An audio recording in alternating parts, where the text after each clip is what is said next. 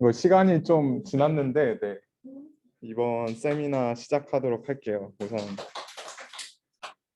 제 이름은 박진영이고요. 그래서 오늘은 이제 그래프 뉴럴 네트워크에 대해서 좀 같이 알아보는 시간을 가지도록 하겠습니다. 그래서 우선 먼저 다들 이제 그래프 말고 이미지나 NLP 이런 데이터에 익숙하실 테니까 그냥 그래프라는 데이터에 대해서 그냥 모두 아시겠지만 같이 한번 보고 지나갈게요. 우선 그래프는 보통 이렇게 G로 정의가 되고요. 이렇게 노드 V와 엣지 셋 E로 정의됩니다. 그래서 이 동글뱅이 애들이 노드, 그리고 이 선들이 엣지로 정의가 되죠. 그래서 그래프는 노드와 노드의 연결을 나타내는 데이터라고 생각하면 돼요. 어떠한 관계를 나타내는. 그래서 이 그래프는 저희가 이제 AI나 모델링을 할 때 이 어제이선시 매트릭스와 노드 피처를 주로 인풋 데이터로 많이 사용하게 되는데요. 이 어제이선시 매트릭스, 인접행렬이라고 하죠, 한국말로. 그래서 이 엣지 노드 간의 연결 관계를 나타내는 매트릭스가 이 어제이선시 매트릭스가 될 거고, 이 노드 피처 같은 경우에는 각 노드에 부여된 특징 값들을 노드 피처로 써서 데이터가 구성됩니다. 그래서 이 데이터를 가지고 우리는 무엇을 할 수 있는지에 대해서 알아보면은 먼저 이런 노드 클래시피케이션이나 링크 프리딕션, 클러스터링 앤 커뮤니티 디텍션, 그래프 클래시피케이션 뭐 이외에 다양한 태스크들을 진행하는데요. 이 네 개의 태스크를 보통 대표적으로 저희가 흔히 립스나 뭐 ICML, 아이클리어 이런 컨퍼런스에서 다루는 태스크들이 보통 이 네 가지 태스크 중에 하나에 속해요. 그래서 하나하나 천천히 살펴보면은 우선 노드 클래시피케이션을 저 말 그대로 이 노드들을 분류하는 태스크가 노드 클래시피케이션 태스크예요. 그래서 각 노드들, 여기서는 이 빨간색 점선으로 된 노드들을 이제 우리가 분류를 하고 싶은 건데, 일반적인 이미지 클래시피케이션과 같이 이미지가 주어지면은 걔네들을 분류하듯이 이 노드가 주어지면은 노드의 레이블이 무엇인지 분류하는 게 그 노드 클래시피케이션 태스크라고 생각하면 됩니다. 그 다음으로 하는 게 이제 링크 프리딕션. 링크 프리딕션 같은 경우에는 관계의 유무를 밝혀내는 태스크라고 생각을 하면 돼요. 그래서 이 빨간 점선의 링크가 존재하는지 안 하는지를 밝혀내는 게 링크 프리딕션이라고 생각하면 돼요. 그래서 우리가 흔히 말하는 recommendation, 추천 시스템에서 이런 링크 프리딕션 태스크가 많이 쓰이겠죠. 그 다음이 이제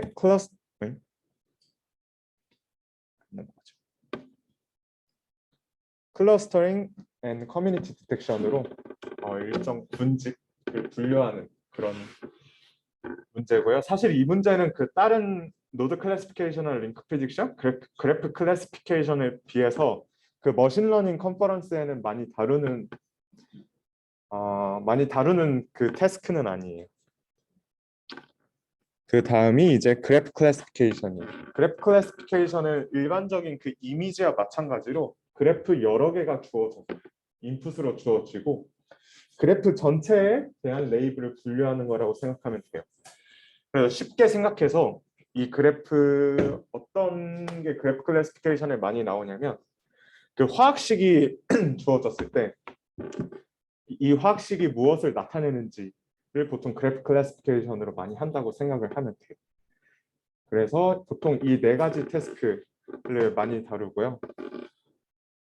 오늘 제가 설명드릴 부분은 아마 노드 클래시피케이션을 좀 집중해서 아마 설명을 드릴 것 같아요. 왜냐하면 노드 클래시피케이션 태스크를 제일 많이 다루고 그리고 아래에서 설명드릴 뭐 논문들이나 연구들 대부분이 노드 클래시피케이션을 좀 집중적으로 다루고 있어서 노드 클래시피케이션 위주로 설명을 드리지 않을까 싶네요. 그리고 너무 빠르면은 얘기해 주세요. 말이 너무 빠르거나 아니면 이해가 안 되는 부분이 있다. 그럼 바로바로 질문해 주시면 좋을 것 같아요. 그래서 이런 그래프를 가지고 머신러닝 태스크를 진행을 하는데 얘네들을 이 데이터의 베이스로 모델링을 하는 게 바로 그래프 뉴럴 네트워크라고 생각을 하시면 됩니다.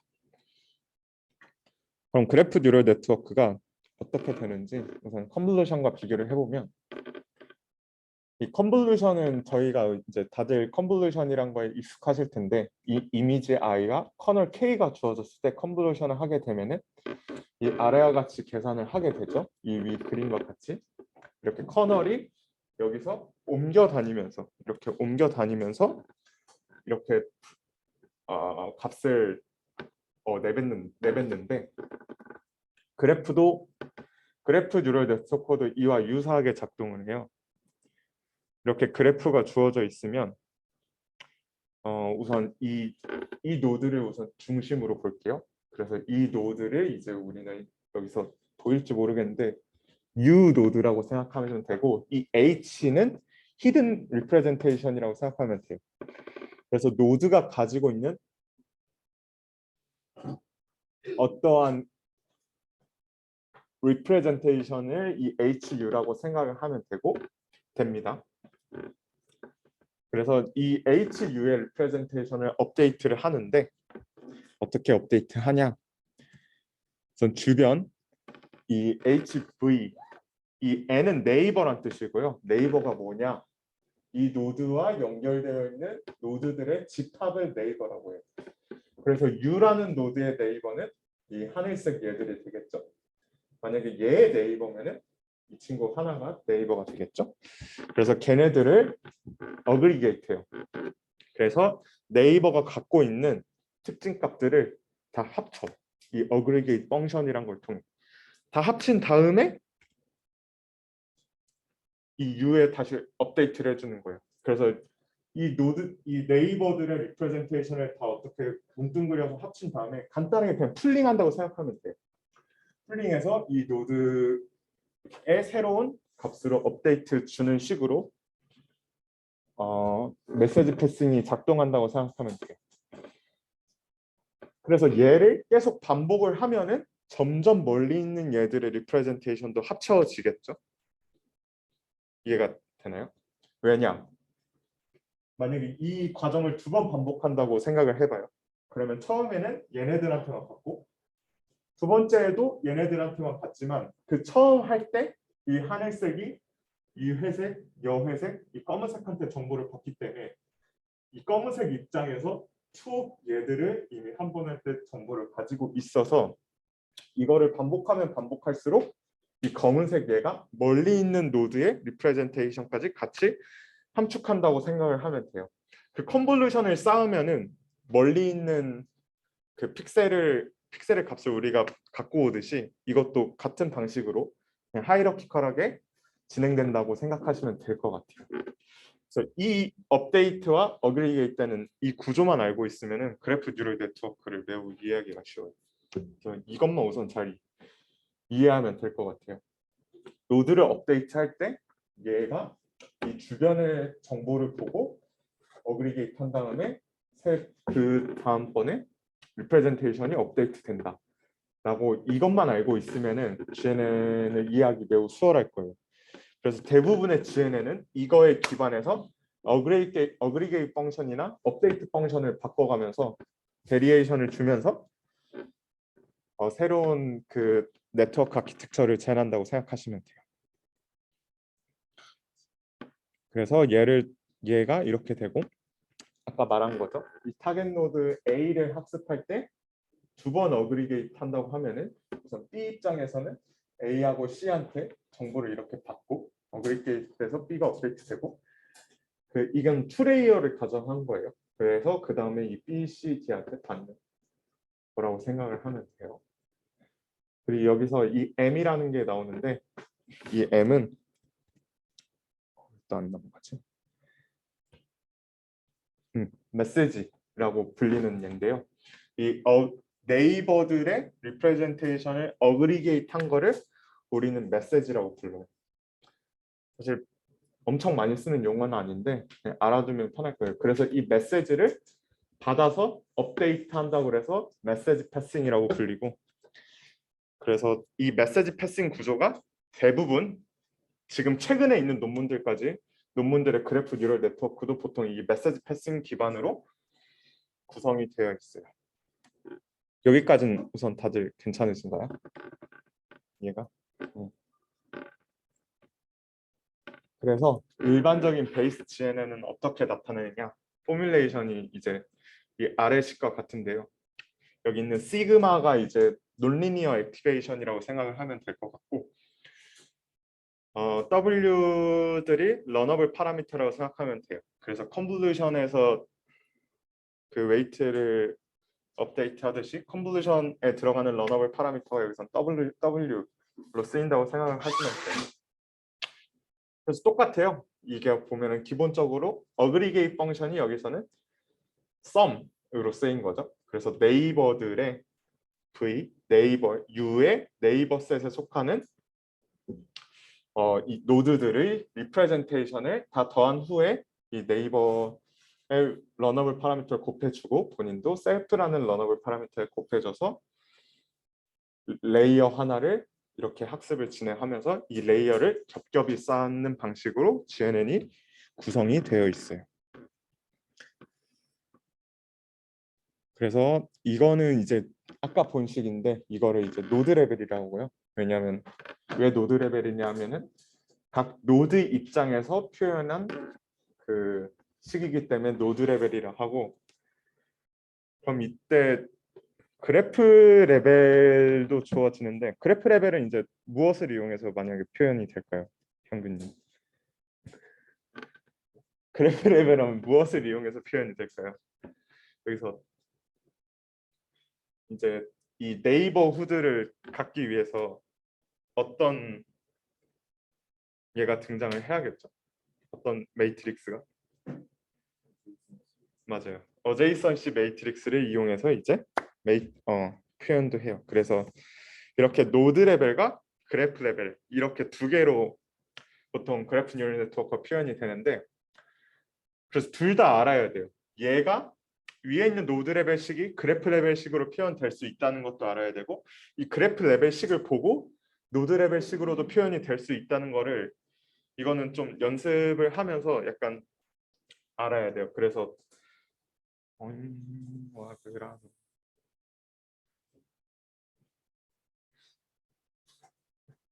그래서 보면은 이 A 자체가 이제 어제이선시니까 만약에 한 A의 맨 윗줄만 보면은 본인과 연결된 네이버들만 1이고 나머지는 다 0이겠죠. 그래서 본인과 연결된 네이버들에 대해서만 이 H를 받아오겠죠. 그래서 이거는 좀 사실 써보면서 하는 게 제일 좋아요. 직접 처음에 좀 익숙하지 않다면은 본인이 어제이선시 어떤 거를 가정하고 이 얘네들을 써보면서 이 노드 레벨과 그래프 레벨이 같다라는 거를 좀 연습하면서 이 두 개가 왔다 갔다를 좀 자유롭게 잘 할 수 있다. 질문? 네. 네. 네. 네. 그래프에서는 이미 여기서 필터가 사실 잘 보면은 W가 각 노드의 피처에 곱해지고 있어요. 보면은 노드의 개수에 디펜던트 하지 않아요. 필터 자체가. 러너블 파라미터가. 노드의 디멘전에 디펜던트 하죠. 노드 피처의 디멘전에. 그래서 보면 얘가 D짜리 디멘션을 갖고 얘는 뭐 D 바이 D 프라임 D 프라임 곱하기 D라고 하면은 이게 연산이 되죠. 그러면은 결국 노드의 개수와 상관없이 노드의 피처, 그러니까 이미지로 생각하면은 3이겠죠. 채널 맵의 개수에 디펜던트해서 사실 정확히 컨볼루션과 일치하지는 않아요. 그래프에서.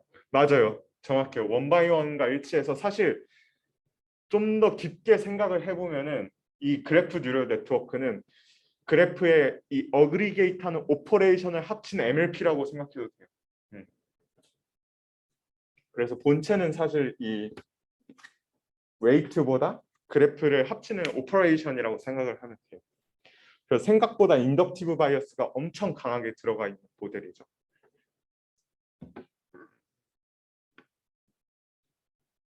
그래서 이런 그 앞에 있는 이 메시지 패싱에 기반한 유명한 페이퍼 중 하나가 이 그래프 컨볼루셔널 네트워크인데, 여기서 이 컨볼루션은 우리가 이미지에서 다루는 컨볼루션이라고 생각을 하면 안 되고 스펙트럴 그래프 티어리에서 나오는 그 신호 처리에서의 컨볼루션이 여기서 쓰인 거고요. 그래서 사실 GCN을 제대로 알려면은 스펙트럴 그래프 티어리 들어가서 뭐 그래프 라플라시안 구한 다음에 뭐 그런 거 해야 되는데 우리는 알 필요 없어요. 그리고 실제로 대부분 분야에서도 그런 걸 알 필요 없이 적용을 하고 있고, 그래서 그래프 컨볼루셔널 네트워크는 이렇게 정의가 돼요. 이 D는 디그리 매트릭스라고 생각을 하면 돼요. 그래서 0,0에 노드 0번째 디그리, 그리고 1,1에 노드 첫 번째 노드의 디그리가 들어간 매트릭스라고 생각을 하면 돼요. 이게 GCN의 구조가 이렇게 생겼습니다. 그러면은 얘도 똑같이 노드 레벨로 표현을 할 수 있겠죠, 준명님. 어떻게 표현할 수 있을까요?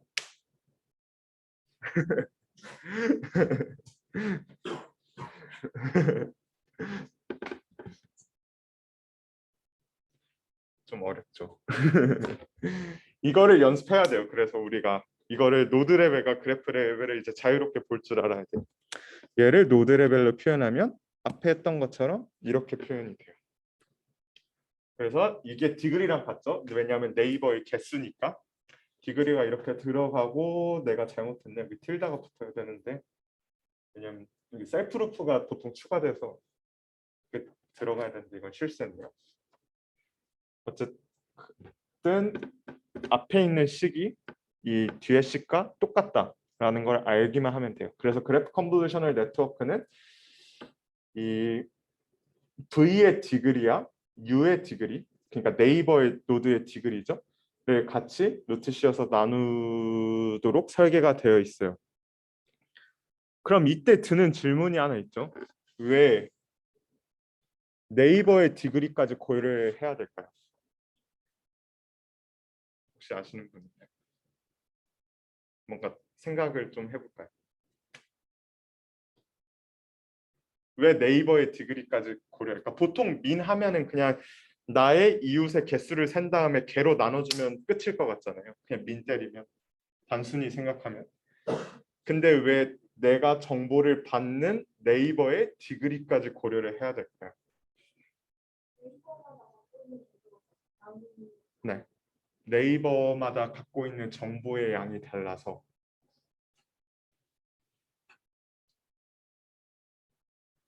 근데 이거는 디글이잖아요. 네이버가의 디글이잖아요.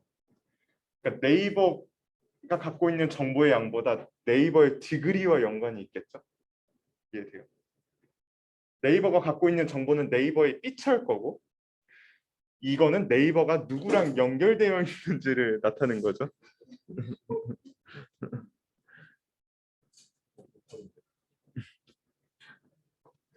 왜 그럴까요? 정보를 주고받아서는 살짝 애매해요. 왜냐면 받기만 하니까, 이식 자체는. 물론 각 입장에서 주는 부분도 있다고 생각을 할 텐데, 사실 뭐 정답은 없지만 제 생각에는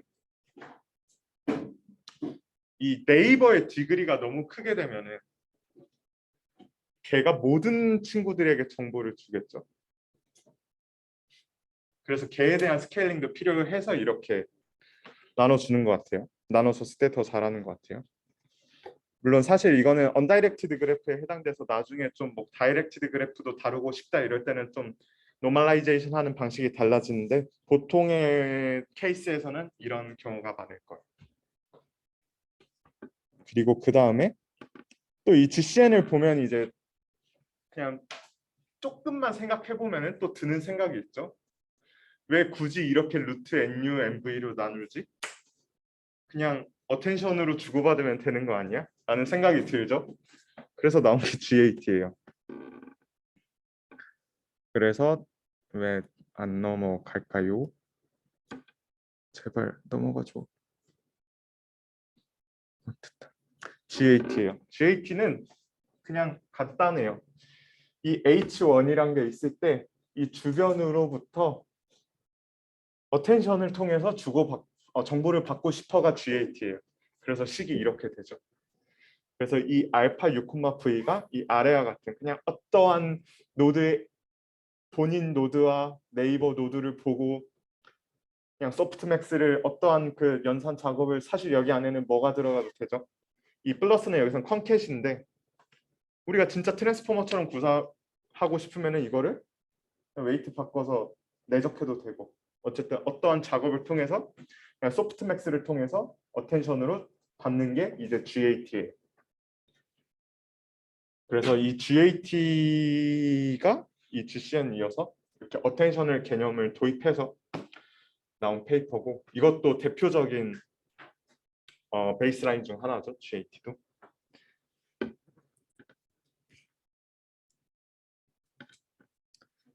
물어봐도 돼요? 네. 네, 그 이게 어텐션 할 때 네. 그 나랑 되게 다른 가까운 노드인지 네. 다른 노드인지 어텐션으로 계산해서 어텐션 스코어를 알 수 있잖아요. 네. 이제 고질적으로 우리 많이 얘기했던 것처럼 나랑 만약에 시뮬리티가 막 0.001이 나왔어요. 네. 내 입장에서는 되게 불순물이잖아요. 네. 근데 걔가 어쨌든 GAT가 결국은 나랑 되게 다른 애를 쳐내는 역할을 못하니까 네. 불순물이 조금씩은 이렇게 들어가잖아요. 네. 그러면 뭐 그거를 그냥 좀 무식하지만 뭐 스레시홀드 뭐 비전에서 많이 하는 것처럼 스레시홀드 이하인 애들은 어그리게이션을 안 한다거나 하는 그런 뭐 토이 익스페리먼트 같은 건 없어요. 나랑 너무 멀면 그냥 어그리게이션을 안 하니까. 그런 거는 네 없어요 아직까지. 그러니까, 그런 식으로 진행하는 거 없어요. 사실 그렇게 해도 되죠. 왜냐하면은 나랑 소프트맥스 값이 좀 어텐션이 작으면은 아예 걔 자체가 그냥 노이즈일 수도 있으니까 정보를 아예 안 받는 게 이득일 수도 있으니까. 근데 지금 약간 간단하게 생각을 해보면 또 그것도 무리가 있을 수 있는 게 초반 학습 단계에서 걔네들 쳐내버리면은 오히려 학습을 원하는 대로 못할 수도 있을 것 같기도 하고. 왜냐하면 스레시홀딩으로 처음에 학습할 때는 어텐션이 제대로 학습 안 되는데 그때부터 죽여버리면은 이제 그 친구는 영원히 못 보게 되니까 학습이 또 다시 안 올라올 것 같아서 그때는 좀 문제가 있을 것 같기도 하네요. 아 그리고 그럼 이게 만약에 내 옆에 있는 애가 다 나랑 비슷한 애고 네. 내 옆에 있는 애가 다 나랑 다른 애예요. 네. 그래도 그럼 어텐션 스코어는 어차피 노멀라이즈하는데 다 0.2, 0.0.0.1 피처가 다 동일하다는 가정하에서 다 동일하게 바뀌었죠. 네. 네. 구분이 안 가는 거죠. 맞아요. 구분을 할 수가 없죠. 그럴 때. 사실 이 GAT 모델 자체에도 문제가 많은데 그래서 뭐 GAT V2라는 페이퍼가 작년 유립스에도 이번 유립스에도 나오기도 했고 근데 뭐 그 부분은 약간 심화 과정이니까 오늘은 좀 약간 겉핥기식으로 넘어가도록 할게요. 네. 보통 어텐션 계산할 때 네. 스코어나 이런 데서는 네. 스킬이 있잖아. 네. 그거에 그러니까 가는 효과 중 하나가 네. 자기 자신에 대한 어텐션을 더하는 거의 시뮬레이션가 아무래도 좀 높게 계산이 될 거잖아요. 일반적인 트랜스포머에서 어텐션을 이용할 경우에는 그렇죠. 네. 근데 이런 식으로 컨캣을 하면은 네. 자기 자신이 구슬을 들어갔을 때 그 값이 커질 거라는 부담이 안 생기는 것 같은데. 맞아요. 그럼 이런 방식으로 어텐션을 구하면 옆에 있는 노드가 그대로 와서 복사가 되는 현상 같은 거. 옆에 있는 노드가 복사가 된다는 게 어떤 자기 자신을 좀 많이 중심을 가지고 있어야 되는데 네. 네. 옆에 있는 애가 오히려 어텐션이 더 커져가지고 그럴 수 있죠. 근데 그래프는 오히려 그게 정보일 수 있잖아요. 맞아요. 정답은 사실 없어요. 옆에 있는 얘가 더 좋을 수도 있고 나를 많이 보는 게 좋을 수도 있는데 그거는 그래프 데이터마다 달라요. 그냥 나 자신만 보는 게 좋은 데이터도 있고 주의를 어떻게 받아들이는지가 중요한 데이터도 있는데 사실 GAT의 취지는 나 자신이 중요한지 내 친구들이 중요한지를 어텐션으로 해결을 하자잖아요. 그럼 내가 중요하면은 나한테만 어텐션을 세게 받고 내 친구들한테 어텐션을 안 받으면은 사실 이론적으로는 완벽한 모델이긴 한데 사실 실제로는 그렇지 못해요. 아, 여기 따로 템퍼레처 같은 거 안 되죠? 네, 템퍼러처 같은 건 주지 않아요. 그래서 그냥 우선 이거를 보고 이해할 거는 우리가 알아가야 될 거는 어그리게이트 하는 과정에서 어텐션을 통해서 누구한테 정보를 받아올지를 어텐션을 통해 조절을 했다 정도만 알면 될 것 같아요. 사실 이 GAT란 모델도 비전에서 그래프 뉴럴 네트워크 쓰는 모델에도 꽤 나오는 모델이라서 오토 스피치 리코그니션이 엄청 많아요. 네, 이 정도는 알아두면 매우 좋을 거예요. 근데 그래서 이제는 좀 이 GNN이 갖고 있는 좀 이슈에 대해서 간단하게 살펴볼 건데 우선 이 라플라시안 스무딩이라는 그 기존에 있는 그래프에서 다루는 개념이 하나가 있어요. 이 라플라시안 스무딩이 뭐냐면 라플라시안 스무딩이 아래와 같이 정의가 되는데요. 이제 좀 수식이 많이 나와서 살짝 어지러울 수 있을 것 같긴 한데 이 값만은 그냥 하이퍼 파라미터로 생각하시면 될 것 같고요. 이 tilda aij가 그냥 네이버한테 정보를 받는다고 생각하면 돼요. 이 d는 디그리를 나타낸 거고 본인 노드의 디그리로 그냥 나눴다. 그냥 내 주위의 정보를 평균해서 받는 거라고 생각하면 돼요. 간단하게. 내 주위의 정보를 평균해서 받고 본인의 정보를 어느 정도 1-감마만큼 살려서 받겠다를 라플라시안 스무딩이라는 옛날에 있는 그래프 디노이징하는 그래프 시그널 프로세싱 하는 데서 옛날에 쓰인 건데 그래프 뉴럴 네트워크가 나오기 전부터 그래프 디노이징이 뭐예요? X가 노이즈 아니면 찍어요? 사실 그래프 이거는 좀 어려울 수도 있는데 보통 우리가 일반적으로 그래프를 생각하면은 나와 연결된 친구들은 나와 매우 유사해야 되잖아요. 일반적으로. 그러니까 나와 연결된 얘들은 나와 유사해야 되는데 나와 연결된 얘들이 막 갑자기 나와 너무 다른 얘가 나와. 그럼 그런 얘들을 노이즈라고 간주하는 거예요. 애초에 가정이 그렇게 디노이즈는 그렇게 깔려 있어요. 그래서 나와 좀 유사하게 스무딩을 해주는 게 이 라플라시안 스무딩이라고 생각하면 돼요. 그래서 나와 너무 다른 얘는 좀 많이 정보를 나와 비슷하게 바꿔주는 걸 라플라시안 스무딩이라고 생각하면 되는데 이거는 지금 머릿속에서 지워도 돼요. 어쨌든 이런 스무딩 그냥 주변과 나를 동일하게 하는 오퍼레이션을 비슷하게 하는 왜냐하면 그래프가 실질적으로 본인과 이웃들이 연결되어 있으면 나와 이웃이 어느 정도 유사해야 되지 않냐라는 가정을 깔고 생각하면 돼요. 그래서 이거를 우리가 아까 말한 매트릭스 폼으로 생각하면 이런 식으로 나오는데 이것도 라플라시안 오퍼레이터인데 지금은 생각 안 해도 돼요. 그래서 이거는 뭐 본인 웨이티드 에버리지 본인과 이 주위의 평균 값들을 그냥 에버리지해서 가져온 걸 라플라시안 스무딩이라고 생각하면 되는데 이 라플라시안 이 식이 내가 이 포뮬레이션 안 썼네. 이 식이 그래프 컨볼루셔널 네트워크에 있는 그 그래프 오퍼레이션과 똑같이 일치해요.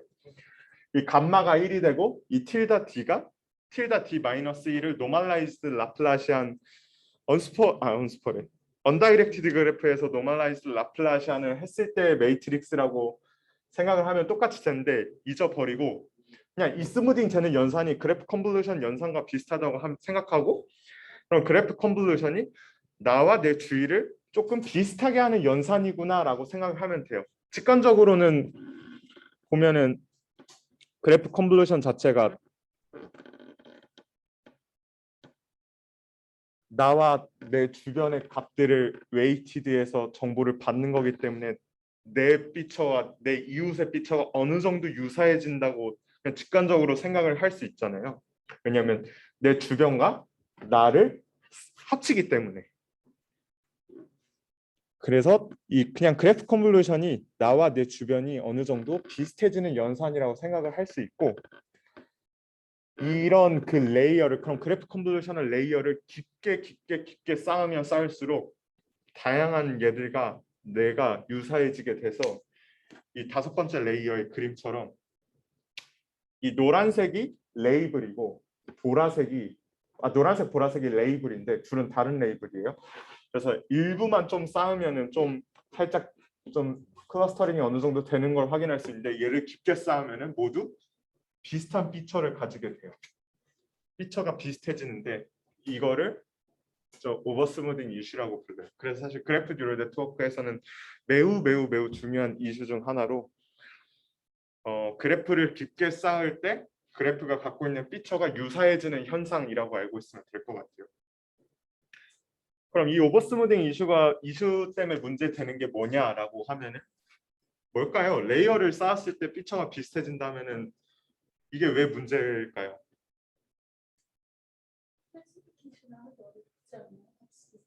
그렇죠. 레이어를 깊게 쌓았을 때 클래시피케이션을 하기가 어렵죠. 그럼 레이어를 조금만 쌓으면 되잖아라는 질문을 할 수 있는데 왜 레이어를 깊게 쌓아야 될까? 네? 익스프레시니스 파워도 맞는 말인데 너무 어려울 것 같고 지금 사람들이 네 좀 멀리서 메시지를 받을 맞아요. 롱레인지 디펜던시를 가질 수가 없어요. 왜냐하면 레이어를 깊게 쌓으면은 피처가 뭉개져 버리니까. 그래서 이런 오버스무딩 이슈가 멀리 있는 노드의 정보를 전혀 합칠 수 없다는 문제가 됩니다. 진영이 진짜 미안한데요. 네. 아까 그 A T가 아니 스몰 A T가 아니라고 어제이선 씨의 I, J 값이요. 그리고 저 L 라지 L T다면 라플라시안. 네. D-A. 그래서 뭐 이 오버스무딩을 뭐 직접적으로 타겟팅하지 않지만 얘를 좀 어느 정도 해소한 페이퍼 중에 진짜 유명한 논문이 점핑 널리지 네트워크라는 건데요. 진영 라이가. 전 모티베이션부터 볼게요. 지금 이걸 보면은 같은 그래프인데 이 하늘색이 여기서 이 에고 노드를 기준으로 레이어를 쌓은 거고 이 네모 노드를 기준으로 레이어를 쌓은 거라고 생각하면 돼요. 여기도 네모 노드, 여기도 네모 노드. 네, 각기 다른 노드인데 같은 그래프예요. 근데 같은 그래프인데 같이 4스텝을 밟았어요. 그러니까 레이어 4개를 쌓았다고 생각하면 돼요. 여기서 랜덤워크를 4스텝 밟았다고 하는데 그럼 그때 디스트리뷰션이 이 코어, 즉 허브에서 시작했을 때 디스트리뷰션과 얘가 받는 영향을 받는 부분과 이 트리, 얘가 받는 영향은 매우 다르죠. 같은 그래프에 같이 4번 쌓았는데 허브가 받는 영향은 대부분의 노드한테 영향을 받고 이 트리, 얘가 받는 부분은 대부분의 노드한테 거의 영향을 받지 않아요. 일부 노드한테만 영향을 받고. 그래서 이 5스텝 허브 노드를 거쳐야지만 좀 어느 정도 영향을 받아요. 그래서 각 노드마다 영향을 받는 영향력의 차이가 있다라는 게 이 점핑 널리지 네트워크의 모티베이션이에요. 이해됐나요? 다 같은 그래프에서 노드마다 영향을 받는 정도가 다르다. 그래서 이렇게 적절하게 넓은 범위를 볼지 각 노드마다 좁은 범위를 볼지를 정해줄 필요가 있다. 라고 그 JK 넷스의 저자는 주장을 해요. 그래서 저 방금 보여준 이 하늘색을 측정하기 위해서 이 네이버우드 인플루언스라는 걸 구하는데요. 이것도 그냥 간단하게 생각하면은 HU의 제로가 0번째 레이어에서의 그 U의 노드 피처고 HVK가 레이어를 다 K번, 그러니까 라지 K가 보통 다 쌓았을 때 라지 K번 쌓은 거거든요. 그때 피처를 이렇게 편미분을 한 거죠. 그때 그러면은 우리가 그래드 놈 같은 거 생각하면은 그레디언트를 통해서 세일리언트를 판단을 하잖아요. 똑같아요. 그래서 노드 U와 노드 V 간의 그 인플루언스 정도를 이렇게 퀀티파이 하는 거예요. 그렇게 해서 봤을 때 이 GCN하고 랜덤워크하고 인플루언스 디스트리뷰션이 유사하다는 거를 밝혀대요. 그래서 GCN과 랜덤워크에 이렇게 보면은 이 색깔이 영향을 받는 정도거든요. 이 네모 노드가 각 노드들한테 그럼 매우 영향을 받는 정도가 비슷하다는 걸 여기서 발견을 하고 그럼 아까 말한 이런 문제점이 GCN에서도 그대로 적용된다는 걸 우리는 알 수 있죠. 이거는 랜덤워크의 그 probability distribution인데 GCN도 결국 랜덤 워크와 비슷한 인플루언스 디스트리뷰션을 갖기 때문에 GCN도 이런 문제가 있을 수 있다라고 생각을 하는 거예요. 이해됐죠? 이해됐죠? 네. 그래서 나온 게 이 점핑 노이즈 네트워크인데 사실 식은 간단해요. 그냥 각 레이어에서 나온 아웃풋을 마지막에 컨캣한 다음에 업데이트하는 거예요. 그래서 우리가 생각하는 이미지로 생각했을 때 FPM 같은 피처 피라미드 네트워크랑 유사하다고 생각하면 돼요. 얘가 하는 게 로우 레벨과 하이 레벨에 있는 정보를 다 싸그리 마지막에 뭉쳐서 업데이트하겠다. 걔를 좀 더 그래프스럽게 포장을 한 페이퍼죠. 그래서 얘를 통해서 어느 정도 롱레인지 디펜던시뿐만 아니라 다양한 그 레인지의 인플루언스들을 갖도록 학습을 하는 모델이 JK-4이고, 그래서 이거와 유사한 방식으로 다양한 오버스무딩 이슈를 해결하는 그 페이퍼들이 있는데, 우선 APPMP라는 페이퍼, 이 퍼스널 페이지 랭크를 이용한 페이퍼고, 아니면 드라베찌도 이것도 진짜 대단한 페이퍼죠. 그냥 드랍 엣지는 그냥 엣지들을 그냥 일정 확률로 드랍아웃 하듯이 엣지를 드랍해요. 그냥 오그멘테이션 중에 하나인데 그걸로 그냥 논문을 쓴 거예요. 그래서 그것도 되게 최근에 된 페이퍼여서 그것도 되게 신기하고, 그거 말고는 안 나와. 네, GCN2라는 페이퍼, 이 정도가 이런 오버스무딩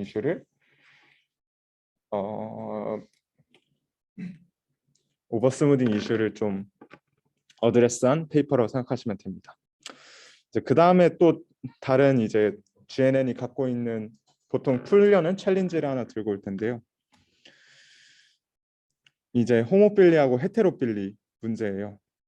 호모필리 그래프, 여기서 보면은 색깔을 레이블이라고 생각하시면 되는데, 일반적인 우리가 지금까지 다뤘던 그래프들은 이 호모필릭 그래프예요. 그래서 이 노란색 가운데 있는 점을 기준으로 봤을 때 주위에 있는 얘들의 레이블이 매우, 보통 네이버들이 내 주위에 있는 네이버가 갖고 있는 레이블이 나와 유사한 경우가 많은, 아니면 혹은 프로퍼티가 유사한 경우가 많은 게 호모필릭 그래프고, 헤테로필릭 그래프는 이렇게 보면은 나와 내 주위에 있는 레이블들이 나와 다른 경우가 많은 그래프를 헤테로필릭 그래프라고 생각을 하시면 돼요. 그래서 기존 그래프 애들은 이런 그 헤테로필릭한 그래프에서 성능을 좀 못 내는데, 계속 볼게요. 그래서 이 호모필리 레이시오라는 거를, 이 H를 다음과 같이 측정을 하고요. 이 식을 읽어 보면은 이 엣지셋에 있는 각 엣지들인데, 그 엣지의 양끝에 연결되어 있는 노드들이 레이블을, 전체 엣지 중에서 엣지의 양끝 노드들 레이블이 같은 엣지가 얼마나 되는지를 호모필리 레이시오로 측정을 하고요. 그래서 이 헤테로필릭 H가 낮을수록 그러면 엣지 레이블이 다른 노드들이 연결된 엣지가 많은 거겠죠. 그래서 호모필릭 레이시오가 엄청 떨어지므로 헤테로필릭한 그래프라고 얘기할 수가 있고, H가 클수록 호모필릭 그래프라고 얘기할 수 있어요. 보시면 헤테로필릭한 그래프에서는 이 5개의 모델들이 다 그래프 뉴럴 네트워크 그리고 모델인데 성능이 MLP보다 못해요. 그래프의 구조를 보는 것보다 안 보는 게 더 잘해, 헤테로필릭한 그래프에서. 근데 호모필릭 그래프에서는 반면 MLP보다 훨씬 다 잘하죠. 이게 왜 그러냐? 왜냐하면 대부분의 그래프 뉴럴 네트워크는 이런 커넥티드 노드, 엣지로 연결된 노드들이 비슷한 프로퍼티를 갖고 있다고 가정을 해요. 제가 아까 말한 그 스무딩 개념 있잖아요. 그게 나랑 내 네이버와 어느 정도 유사하도록 학습을 진행하는 게 나와 연결된 내 이웃들이 비슷하다고 가정을 한 거랑 똑같아요. 그래서 그러한 그러한 가정 때문에 이런 헤테로필릭 그래프에서 학습을 하는데 매우 어려움을 가지는 겁니다. 그래서 이러한 문제에 대해서 이제 2019년, 20년부터 이제 연구가 본격적으로 보통 시작했는데요. 그래서 보통 이거를 해결하는 방식으로 이렇게 두 가지로 나누는데, 첫 번째 위에 논로컬 네이버 익스텐션은 나의 네이버들을 재정의하는 거라고 생각하면 될 것 같고, 뒤에는 아키텍처 리파인먼트는 아키텍처 자체를 바꾸는 거라고 생각하면 될 것 같아요. 네, 겹칠 수도 있어요. 네, 겹칠 수도 있어요. 그러니까 아예 디스조인트가 아니에요. 이 여기 두 개에서는 안 겹치는데 이 두 개념은 완전 다른데 이렇게는 겹칠 수 있어요. 이 둘은. 아니 그럼 저 두 개를 어떻게 클래시파이를 저렇게 한 거예요? 비슷한 컨셉이. 근데 컨셉은 완전 달라요. 컨셉이 완전 달라요. 컨셉은 좀 많이 다르죠. 얘는 GNN 아키텍처 자체를 바꾼 거고, 얘는 GNN에 다 들어가는 그 N 있잖아요. 누구한테 어그리게이트를 받을지 그거 자체를 달라지게 한 게 이거라서. 얘는 어그리게이션 할 때만 멀리 본다는 거고 얘는 아예 구조가 바뀐다는 거. 그쵸. 얘는 어그리게이션하는 펑션을 바꾼다고 생각하면 될 것 같고, 아래 거는 위에 거는 어그리게이트 할 때 그 우리가 받는 네이버 셋을 바꾼다고 생각을 하면 될 것 같아요.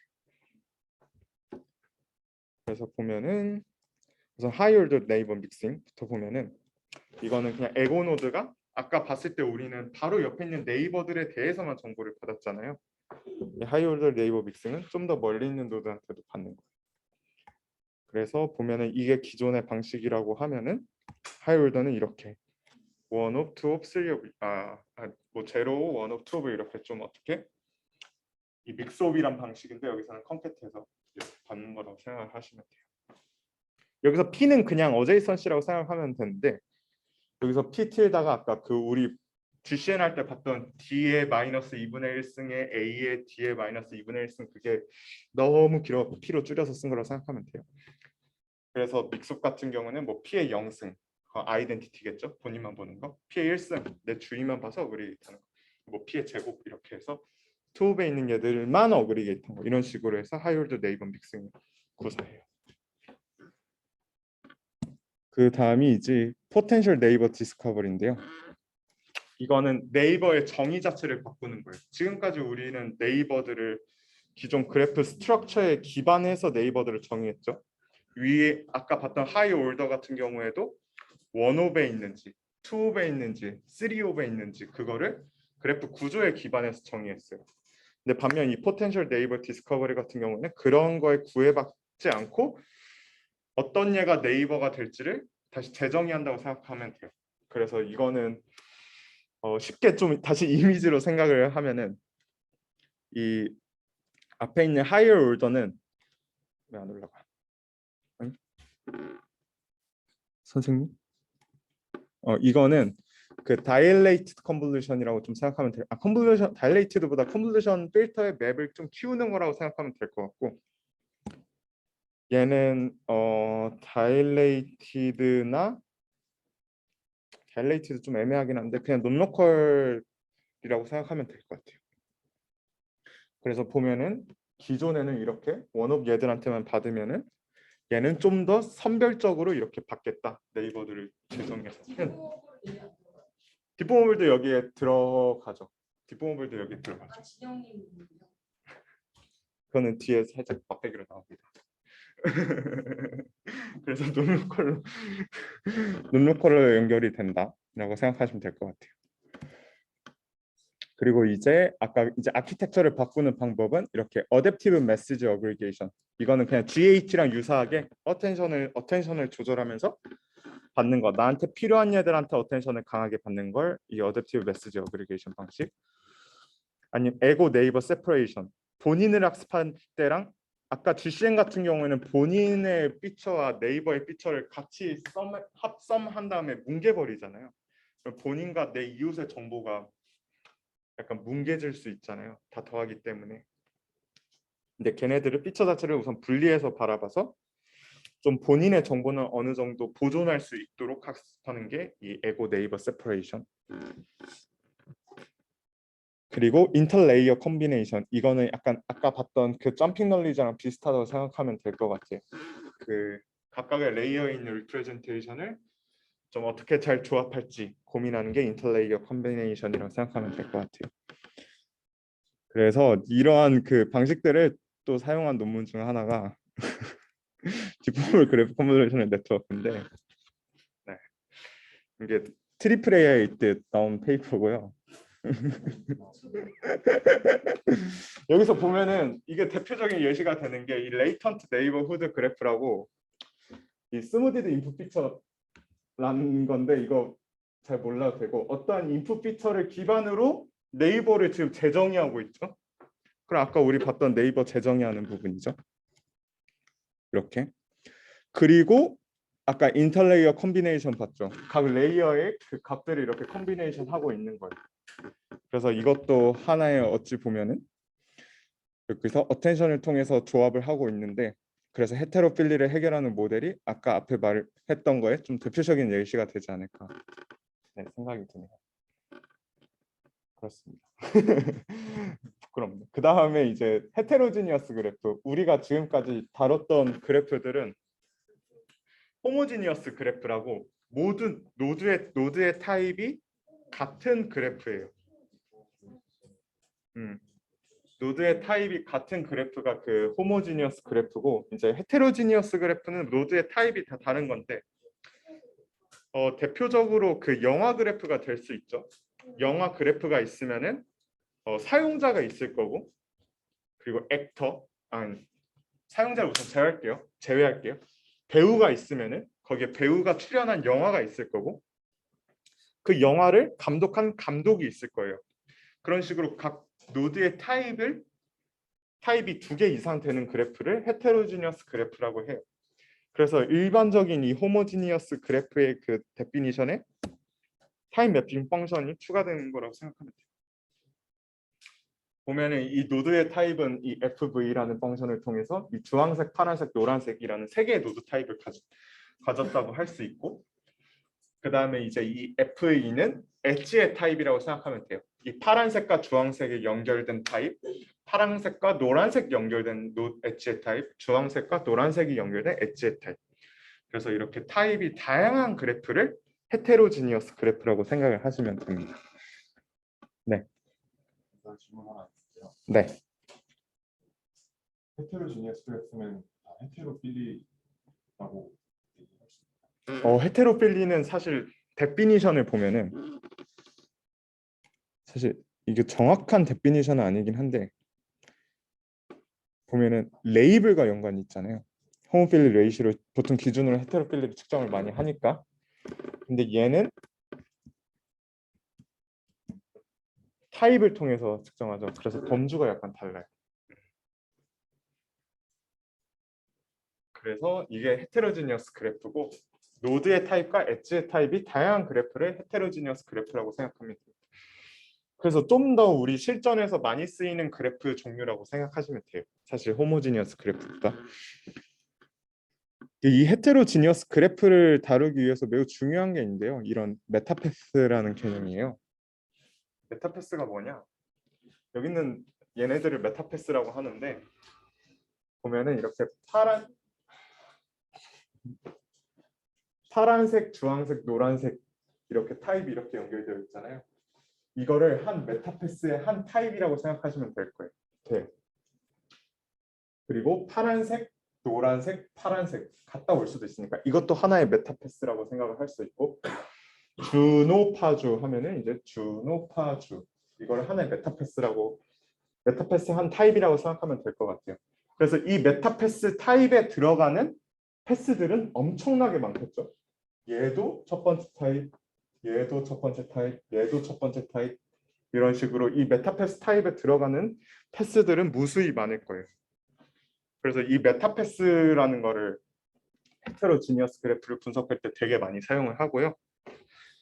그리고 또 이 메타패스에 기반해서 많이 사용하는 게 메타패스에 기반한 그래프들을 많이 다뤄요. 헤테로지니어스 그래프 그를 다룰 때. 그래서 이 파란색, 주황색, 노란색을 메타패스를 통해서 새로운 그래프를 꾸민다 했을 때, 이 파란색, 주황색, 노란색이 이렇게 있잖아요. 이 패스에 대해 연결을 이렇게 해주는 거예요. 나머지는 안 보고. 그 파주노 있으면은 얘네 둘이 연결하고 나머지 안 보고, 여기도 파주노 있으니까 이렇게 보고 안 보고, 이런 식으로 새로운 그래프를 꾸미는 게 메타패스에 기반한 그래프라고 생각하면 돼요. 그래서 얘네들을 이제 저희가 네트워크를 학습할 때 쓰는데요. 대부분에 있는 이 헤테로지니어스 그래프는 이렇게 메타패스에 기반해서 메타패스에 기반한 이 그래프 있죠. 앞에 나온 그래프를 토대로 이렇게 헤테로지니어스 그래프에 좀 복잡한 그리고 많은 풍부한 이런 정보를 담으려고 해요. 근데 기존 헤테로지니어스 그래프들은 저 메타패스를 핸드크래프트 해야 돼요. 그러니까 각 메타패스 타입을 우리가 위에서 봤을 때 파주노, 뭐 파노파, 파노파노파, 파노파노파노파노파노파나 이럴 수도 있잖아요. 타입이 엄청나게 많아요. 메타패스 타입 무수히 많이 만들 수 있는데 그 중에서 학습이 어떤 메타패스 타입이 좋은지, 학습에 어떤 메타패스 타입이 유리한지를 하나하나 찾아가면서 학습을 해야 돼요. 매우 비효율적이죠. 그리고 각 데이터마다 어떤 메타패스가 좋을지 우린 전혀 알 수도 없고. 근데 이거를 또 해결한 걸작이 하나 있는데 그래프 트랜스포머 네트워크 GTN이 이거를 해결한 걸작 페이퍼예요. 이거는 이렇게 하나하나 메타패스를 핸드크래프트하게 찾아갈 필요 없이 메타패스를 알아서 좋은 메타패스를 찾을 수 있도록 설계된 네트워크라고 생각을 하면 돼요. 그래서 학습 과정을 보면은 이게 GT 레이어의 그림인데요. GT 레이어가 이 그래프 스트럭처를 Q1, Q2를 그 캔디데이트 어제이선시에서 우선 뽑아대요.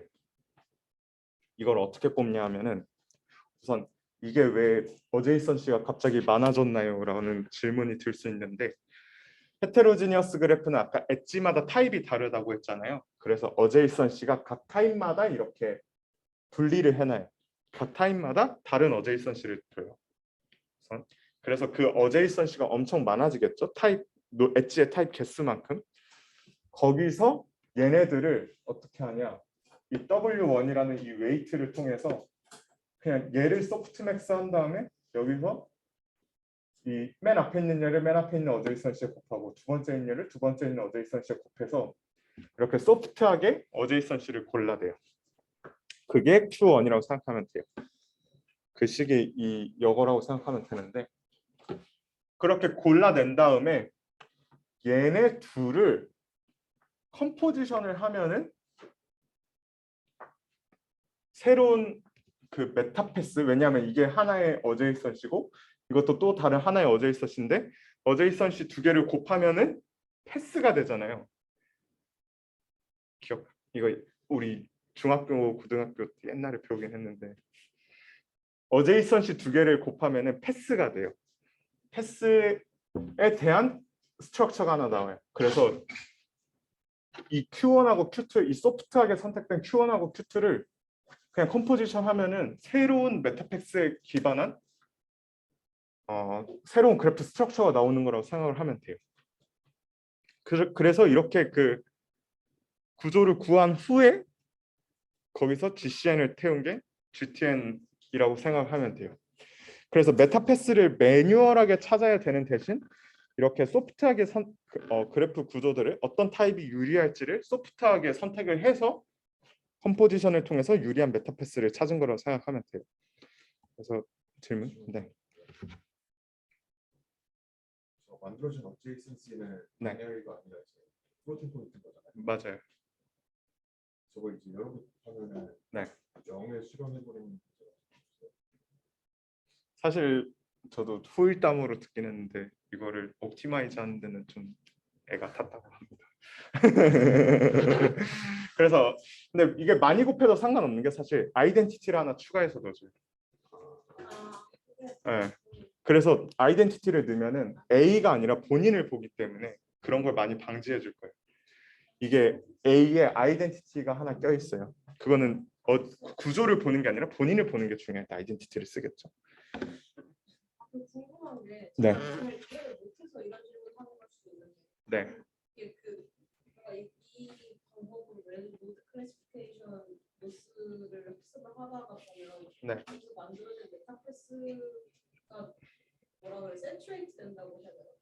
모두 똑같은 메타패스만 들어갈 수는 없잖아요. 도움이 되는 메타패스를 배우는 거잖아요. 네. 그럼 어느 순간부터 똑같은 메타패스만 뱉거나 뭐 그런 거는 observation이 근데 저는 그럴 것 같긴 한데요. 좀 빨리 세출. 저도 확실히 모르긴 한데 근데 아마 그럴 거예요. 피팅이 좀 잘 될 거예요. 이런 식으로 제가 구조를 짜면은 보통 피팅이 잘 될 건데 그럼 어느 정도부터 사실은 만약 피팅이 되면 저거 샘플할 필요 없이 그냥 이득 되는 거 가져와서 맞아요. 쓰는 게 혹시 그게 베스트 GT는 아니죠? 그 베스트 시스템은 아니에요.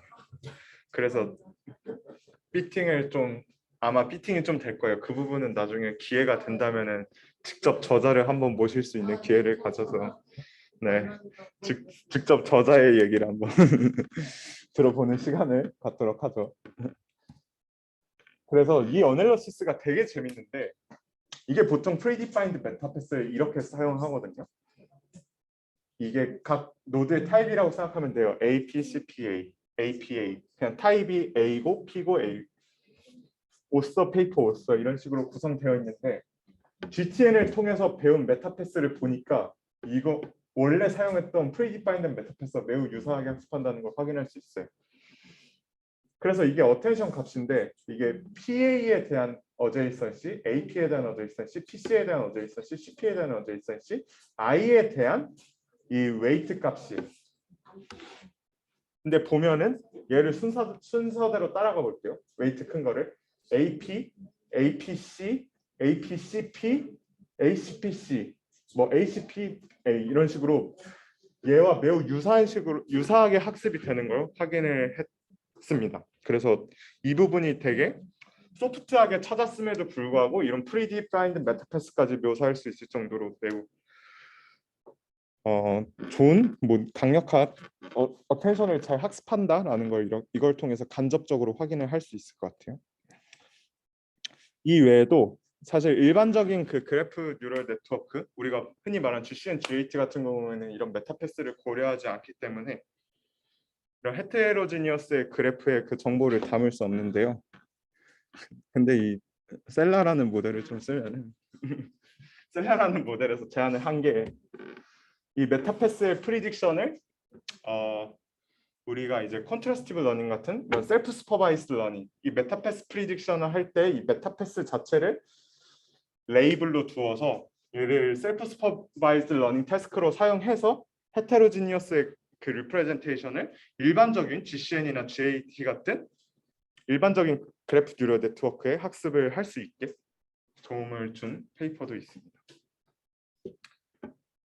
네, 그래서 우선 여기까지 이제 헤테로지니어스 그래프를 다뤘고 이 외에도 그 그래프를 사용한 태스크는 저 승우님 있나요?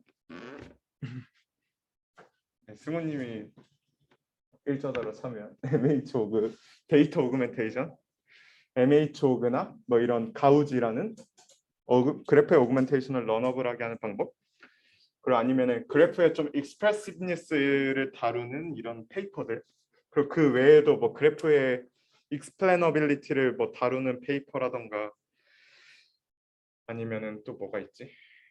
뭐 등등 다양한 뭐 그래프가 일반적인 휴리스틱을 다룰 수 있는지 그런 거를 판별하는 그런 페이퍼도 있고 등등 이 그래프라는 걸 통해서 되게 다양한 논문이 나오고 있고 머신러닝 커뮤니티에서 되게 핫한 키워드 중 하나예요. 그래프 뉴럴 네트워크는 일반적으로 닙스에도 이제 거의 페이퍼 100개 정도 나오고 보통 그래서 한번 관심 있으면 연구해 보면 네 좋을 것 같습니다. 전 이상 네 오늘 세미나 여기까지 준비했고요. 뭐 혹시 뭐 아직 궁금한 거 있으신 분 질문 지금 해주시면 좋을 것 같아요. 저 질문 계속 해도 돼요? 네. 아니 근데 짧은데 헤테로필이랑 네. 홈필이가 아까 레이쇼를 계산했는데 많이 딱 반반이야. 네. 그래서 그래프가 엄청 큰데 어떤 거는 내 주변에 나랑 비슷하지 않고 어떤 거는 내 주변에 나랑 비슷하게 완전히 없는데도 딱 반반이에요. 네. 그럴 경우는 NLP가 제일 높을까요? GNNU가 헤테로필리를 다룬 는 것도 못하고 홈필 GCN, GT도 못하고 디코미션도 못하고 NLP만이 살아남아서 마치 스트럭처가 좀 완전 오히려 노이즈하다라는. 근데 헤테로필리를 다룬 아마 GNNU들이 더 잘할 거예요. 아주 잘한 것 같아요. 왜냐하면은 일반적인 GNN 일반적인 그래프에서도 어느 정도 되도록 보통 설계가 돼 있기 때문에 호모필릭한 그래프에서도 성능이 크게 밀리진 않거든요. 헤테로필릭한 그래프에 대해서 설계된 모델들도. 그래서 아마 헤테로필릭한 그래프들에 대해서 잘하는 애들이 더 잘하지 않을까 생각해요. 근데 호모필리 그래프들은 스케일이 큰 게 있나요? 호모필릭이요? 그 스케일이랑은 없어요. 호모필리 스케일이 크다는 게 뭐지? 노드의 개수가 많은 그래프? 마치 뭔가 호모필리 그래프는 단순하니까 네. 그래프도 되게 좀 작은 사이즈들이 많을 것 같은데 어파이어하기 쉽고 강화하기 쉬운. 큰 그래프 OGB에 있는 건 대부분 호모필릭 그래프예요. 아 그래요? 네. 노드의 개수가 많은 것들.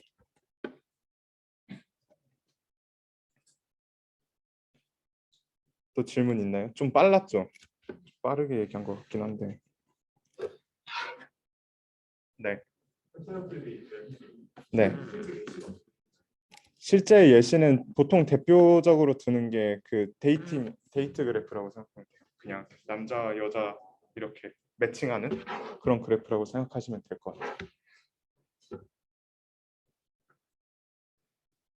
또 질문 있으신가요?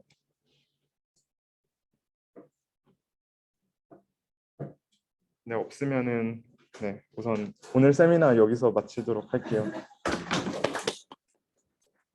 들어주느라 감사합니다.